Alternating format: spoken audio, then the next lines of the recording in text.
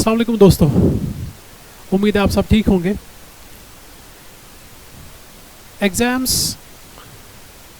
11th class के 12th class के मार्च में फिनिश हो गए। ख़ासतौर से कश्मीर के बच्चों के लिए आज ये नया तजुर्बा था, मार्च सेशन था। लेकिन जो एग्ज़ाम अब होने वाला है वो नीट का एग्ज़ाम होने वाला है। 7 मई को एग्ज़ाम है बेटा। अक्सर देखा गया है कि एग्ज़ामिनेशन के जो लास्ट कुछ प्रिपरेशन डेज होते हैं एग्ज़ाम से पहले, कुछ हफ्ते कुछ दिन जो होते हैं, अक्सर बच्चे हिम्मत हार जाते हैं, मुझसे नहीं होगा, मैं नहीं कर सकता। तो ऐसी हालत में इंसान निराश हो जाता है, कॉन्फिडेंस लो हो जाता है, फेलियर समझता है कि अब मैं नहीं कर सकता। तो आज इस वीडियो के ज़रिए मैं आपको कुछ ऐसे पॉइंट्स बताने जा रहा हूँ ताकि आपका कॉन्फिडेंस थोड़ा सा वापस आ जाए, आप फिर से मेहनत करने लगे, आप फिर से अपनी किताबों पे वापस आ जाए, ताकि आपका जो एग्ज़ाम 7 मई को होने वाला है वो आप अच्छे से फेस कर पाए। देखिए दोस्तों, हार्डवर्क आप कर चुके हैं, मेहनत आप लोग कर चुके हैं, ज़्यादातर हार्डवर्क आपने किया हुआ है, ज़्यादातर जो एफर्ट्स आपने लगाने हैं वो आपने लगाए हैं। आपने क्लासेस अटेंड किए हैं, चाहे सर्दी में, विंटर में, चाहे शिद्दत की गर्मी में, आपने क्लासेस अटेंड किए हैं। आप सुबह सवेरे निकलते थे, सिलेबस आपका कंप्लीट हो चुका है, कॉन्सेप्ट्स आपके क्लियर है, हो सकता है रिवीजन भी आप लोगों ने किया होगा। अब कुछ दिन बचे हैं एग्ज़ाम के लिए और आप हिम्मत हार जाते हैं। एकदम से सारा सिलेबस आपके दिमाग में फ्लैश हो जाता है, इतने सब्जेक्ट्स, इतना सारा करना है, मैं नहीं कर सकता। ये जो इतना सारा आपके दिमाग में आ जाता है, ये एक किस्म से एक तरह से आप ब्लैंक हो जाते हैं। जो आपके सामने, आंखों के सामने, आपके दिमाग में फ्लैश हो जाता है सारा सिलेबस, सारे सब्जेक्ट्स का। बायोलॉजी में रेस्पिरेशन पढ़ना है, फिजिक्स में आपको कैलकुलस यूज़ करना है, आपको क्लासिकल फिजिक्स पढ़नी है, केमिस्ट्री में आपका मोल कॉन्सेप्ट आपके दिमाग में आ रहा है। बच्चों, डरना नहीं है। More than 80% 90% job is already done. Success is just around the corner. कामयाबी बस आसपास ही है। आप एक कदम पीछे अपने कामयाबी से हैं, just 1 step away from the success. और ये एक स्टेप बहुत इंपॉर्टेंट होता है लाइफ में, स्टूडेंट की लाइफ में, खासतौर से वो बच्चे जो इस टाइम नीट की प्रिपरेशन में जुड़े हैं। एक स्टेप आपने बढ़ाया, कामयाबी आपके कदम चूमेगी। तो बहुत इंपॉर्टेंट है आपके लिए बेटा ये समझना, ये सोचना कि ये जो डिसइंटरेस्ट, ये जो लो कॉन्फिडेंस, ये जो आपको दिमाग में आ रहा कि अब नहीं कर सकता, मैं, मुझसे नहीं होगा, कैसे आप इस कॉन्फिडेंस को वापस लाएंगे, क्या करना है? तो जब दोस्तों आप इस हालत में होते हैं, इस वक्त पढ़ाई से ज्यादा आपको ये सोचना है कि ये जो मेरा इंटरेस्ट, लॉस ऑफ इंटरेस्ट हुआ है, ये जो कॉन्फिडेंस मेरा कम हुआ है, इसको वापस कैसे लाया जाए। मैं जानता हूं आप डेस्क पे होते हैं, स्टडी डेस्क पे, लेकिन पढ़ा कुछ नहीं जाता है। नोट्स खुले हैं, नोटबुक्स खुली है, रेफरेंसेस खुली है, लेकिन कुछ पढ़े बगैर ही टाइम गुजर जाता है। ऐसी हालत में क्या करेंगे आप? तो ऐसी हालत में क्या करना है? आप सबसे पहले आप याद कीजिए वो दिन, आप याद कीजिए वो पूरी प्रिपरेशन जो आपने इस नीट एग्जाम में लगाई है। सर्दी में निकलना, गर्मी में निकलना, शिद्दत की सर्दी में, माइनस में आप निकले, आपने क्लासेस अटेंड की, आपके कॉन्सेप्ट्स क्लियर है। अब आप याद कीजिए वो वादे जो आपने आपसे किए हैं। आप याद कीजिए पहला जो नीट का क्लास था, जब आपने वादा किया था कि हाँ, I will do it, I can do it, मैं जरूर करूंगा। वो वादे याद कीजिए, वो एफर्ट्स याद कीजिए, वो हार्डवर्क को याद कीजिए, वो उम्मीदें जो आपसे वाबस्ता है, आपके माँ बाप की उम्मीदें, आपके दोस्तों की उम्मीदें, आपके रिलेटिव्स की उम्मीदें, खासतौर से आपसे आपकी जो उम्मीद जुड़ी है बेटा, जुड़ी है कि मुझे नीट क्वालिफाई करना है, वो वादे, वो उम्मीदें, वो एहसासात जो आपसे जुड़े हैं आपके माँ बाप के, उनको याद कीजिए। 2 सेकंड के लिए आंखें बंद करके सोचिए, जो ख्वाब आपके माँ बाप ने सजाए हैं आपके बारे में, आपके लिए, जो आपके अपने ख्वाब है, मैं नीट क्वालिफाई करके डॉक्टर बनूंगा, वो ख्वाब जो है वो उम्मीदें जो है, वो एहसासात जो है, जो आपके साथ वाबस्ता है, खास तौर से आपके अपनी आपके अपनी जो अपने ख्वाब जो देखे होंगे, आपके माँ बाप के जो ख्वाब होंगे, जो उनकी उम्मीदें आपसे वाबस्ता है, उनको याद कीजिए। आपको बूस्ट मिलेगा, आपको आपका कॉन्फिडेंस वापस आ जाएगा। कुछ टाइम दीजिए, किताबें बंद कीजिए कुछ टाइम के लिए, नहीं पढ़ा जाता है, और सोचिए मेरे साथ कौन कौन जुड़ा है, और याद कीजिए वो सारी चीजें। आपका कॉन्फिडेंस वापस आ जाएगा, आप वापस पढ़ने लगेंगे, आप वापस किताबों पे आ जाएंगे, सही माने में आप रिवाइज करेंगे। और दूसरी बात बेटा मैं यहां पे जो कहना चाहता हूं, दैट्स वेरी इंपॉर्टेंट, रिवीजन का टाइम इस टाइम है।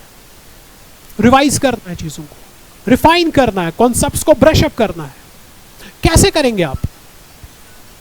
बहुत सारे तरीके हैं, बहुत सारे स्टेप्स हैं। आप गूगल पे जाएंगे, आप कहीं से भी यू देखेंगे, बहुत सारे स्टेप्स है। Stay hydrated, have adequate sleep, सब कुछ ठीक है, करना है। लेकिन मैं एक पॉइंट के बारे में आपसे बात करूंगा, एक पॉइंट में खाली यहां पे डिस्कस करूंगा। जो रिवीजन है बेटा, रिवीजन का जो सही तरीका है, अगर आपने कोई कॉन्सेप्ट, आपने कोई चीज पढ़ी है, आपने कोई फॉर्मूला याद की है, आपके दिमाग में कोई कॉन्सेप्ट है, अब रिवाइज करना है। आमतौर से रिवाइज कैसे होता है? आपने वो नोटबुक फिर से खोलनी है और आप उसको दोबारा पढ़ेंगे, दैट इज रिवीजन।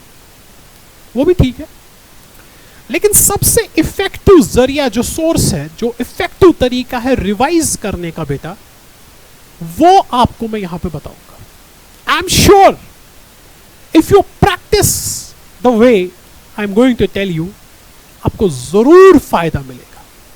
वो तरीका क्या है? That is active recall. Active recall ये तरीका है। ये एक्टिव रिकॉल होता क्या है दोस्तों? जब आप कोई चीज पढ़ते हैं, आपने कोई फॉर्मूला याद की है, आपके पास कोई कॉन्सेप्ट है, अब आप उसको रिवाइज करना चाहते हैं। एक्टिव रिकॉल के जरिए, एक्टिव रिकॉल कहते किसको है? आपको नोटबुक बंद करनी है, बुक्स बंद करनी है। आपको जब आपने ये सोर्स जो जहां से आपने पढ़ा है उसको बंद किया, उसके बाद आपको बड़े शांति से, बड़े सुकून से आपको उस चीज को इमेजिन करना है। चाहे हाथ में आपके पेन होगा, नोटबुक का कोई पेज होगा, खाली पेज होगा, ब्लैंक होगा, आप पेन के जरिए उसको इस तरीके के पेन से इसको घुमाएंगे, जरूरी नहीं है। या आप विदाउट पेन, आपने क्या करना है? सुकून के साथ, शांति के साथ उस फॉर्मूला को, उस कॉन्सेप्ट को आपने इमेजिन करना है। और इमेजिन ऐसे करना है कि वो फॉर्मूला आप इमेजिन करके उसको लिख रहे हैं। Just you have to imagine and you are writing that formula, you are writing that concept, you are recalling them verbatim. वही फॉर्मूला, आप जो फॉर्मूला है वही आप उसको रिवाइज करेंगे। जो कॉन्सेप्ट है, जो कोई टर्मिनोलॉजी है, जैसे बायोलॉजी में टर्मिनोलॉजी आप यूज करते हैं, मैथ्स में आपके फॉर्मूलाज होते हैं, इक्वेशंस होती है, आइडेंटिटीज होती है, आपके केमिस्ट्री में फॉर्मूलाज होते हैं, कॉन्सेप्ट्स होते हैं, फिजिक्स में आपके फॉर्मूलाज होते हैं। तो वो फॉर्मूलाज जो है या वो आइडेंटिटीज जो है वो आपको रिकॉल करने। एक्टिव रिकॉल मींस इमेजिन करना है आपको, आपको इमेजिन करना है। यस, आपको इमेजिन करना है। You have not to utter it, आपको बोलना भी नहीं है। Just stay still and focus on some point and focus on that formula in your mind and just read it and just write it without writing it actually on the paper. That is what is called as active recall. It is the most effective way to revise the things. I guarantee you will get benefit out of it if you start doing active recall in revising the concepts. आप कीजिए, आपको जरूर benefit होगा। आप active recall के जरिए less time में बहुत सारा रिवीजन कर सकते हैं। और एक्टिव रिकॉल के जरिए जब आपने रिकॉल किया, वो दोबारा वो उसके भूलने के चांसेस, उसको फॉरगेट उसकी फॉरगेटफुलनेस के चांसेस बहुत ही कम होते हैं. As compare to you will revise, open the notebook, read it again. If you compare, act to recall is more effective way of revising the things as compared to reading it again from the source. I hope आपको समझ आया होगा. मैंने दो बातें आपसे share की दोस्तों. Number one, if you are low in confidence, if you have given up, मुझसे नहीं होगा, मैं नहीं कर सकता, वो एक पॉइंट मैंने बता दिया. आपको अपना कॉन्फिडेंस वापस लाना है. आप कैसे लाएंगे मैंने आपको समझाया. आपके वादे, आपके जज्बात, आपके एहसासात जो आपके साथ पहले जुड़े थे, आपकी उम्मीदें जो आपके जो आपके अपने हैं, उनकी वाबस्ता है आपके साथ, आपके माँ बाप से जुड़े हैं. आपके खुद के अपने ख्वाब है, माँ बाप के जो ख्वाब है जो उन्होंने सजाए हैं आपके बारे में कि बेटा कल डॉक्टर बनेगा, उनको ज़ाया होने नहीं देना है. उनको याद करना है, उनको फ्रेश अप करना है, उन एहसासात को वापस लाना है. जब आप इनको वापस लाएंगे, आप वापस आएंगे ट्रैक पे. मुझे करना है, yes I can do it. ज्यादातर हार्डवर्क हो चुका है, काम हो चुका है, रिवीजन का खेल है बस. और दूसरा मैंने बताया बेटा कि how to revise quickly within less time. The only mantra is active recall.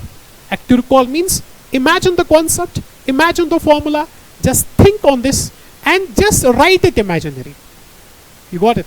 और ये दोनों तरीके जो है, ये जो तरीका है, ये आपको बहुत फायदा देगा. तो ये था आज का मैसेज मेरी तरफ से.